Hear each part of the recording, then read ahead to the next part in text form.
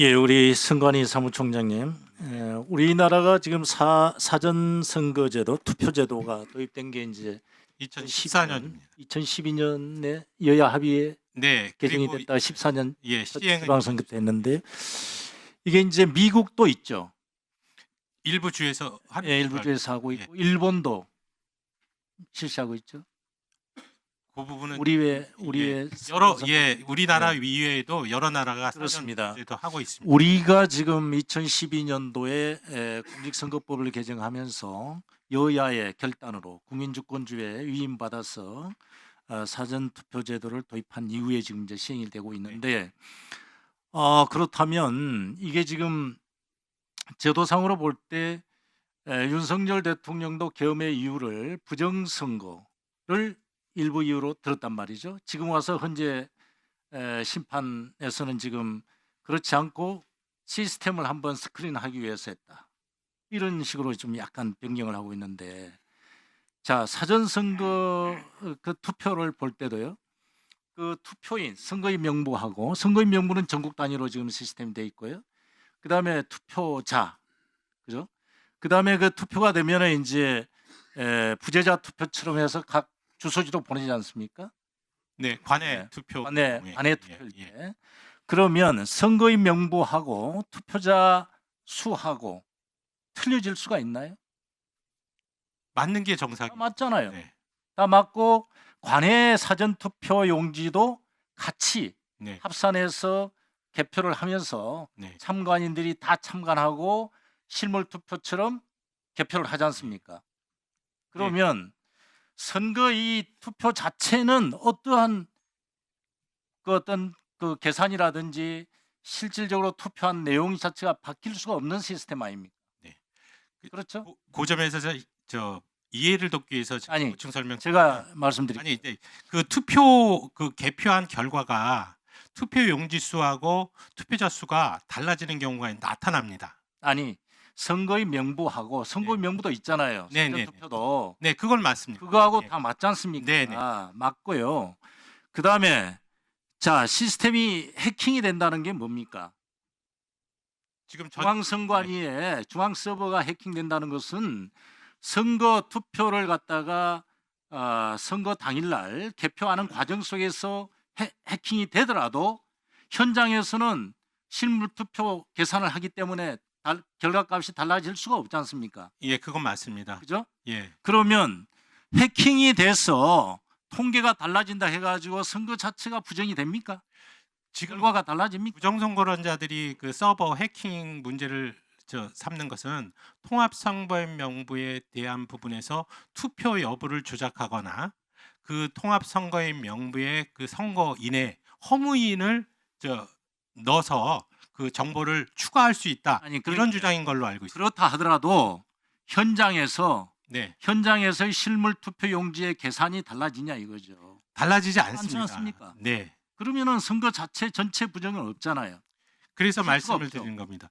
그러니까 그 해킹을 통한 부정선거의 시도는 있을 수 있어도 현행 제도에서 부정선거의 시도가 성공할 수 없다고 말씀을 없다. 드린 겁니다. 그렇죠. 네, 없는데 자꾸 망상을 거듭하다 보니까 자기가 진 선거는 부정이고 이긴 선거는 아무 말도 안 하잖아요. 네. 저희가 우리 추미애 의원께서 영상에 띄었듯이 국민의힘 자체도 말이죠. 윤석열 대통령 스스로가 사전투표를 장려하고 이상이 없으니 국민의힘 당원 여러분 투표해달라 그렇게 했지 않습니까? 그래서 이 문제는 이민주주의의 엄청난 대한민국에 이게 지금 큰 위기에 봉착했다. 그래서 제가 지난번에도 우리가 사무총장께 말씀드렸지만 이것을 정말 시스템의 문제가 아니라 의식의 완전한 전환이 돼줘야 됩니다. 그런 어떤 대비책을 세워줘야 되지 않느냐.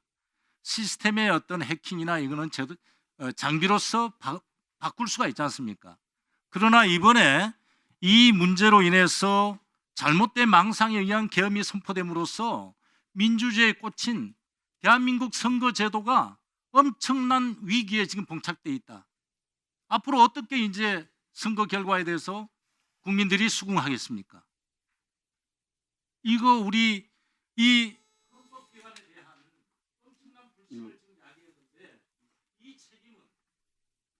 어떻게 져야 되겠어요? 선관위의 문제가 아니지 않습니까?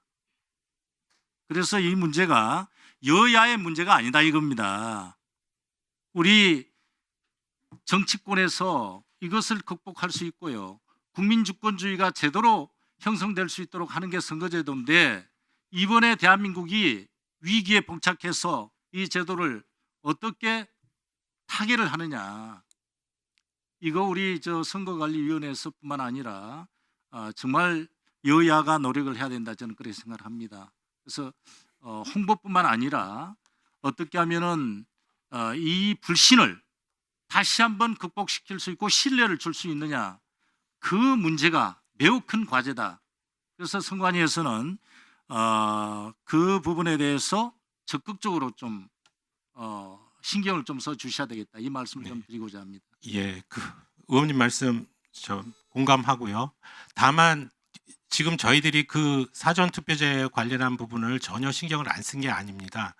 다만 이게 이제 그 보수적 진영하고 이제 진보적 진영에서 나눠서 사실상의 결과값이 지금 사전 투표제의 일정 부분이 지금 그 본투표와 사전 투표에서 구분이 지금 되는 현상이 벌어지고 있는 상황에서 선거 관리를 책임지고 있는 선거관리위원회에서 어떤 제도 개선을 먼저 앞서가서 나갈 수가 있는 상황이 아닙니다. 즉, 선거관리위원회는 기본적으로 엄정 중립을 지켜야 된다는 그런 취지가 있기 때문에 이런 여러 가지 상황을 잘 국회의원님들께서 좀 종합을 하셔서 네.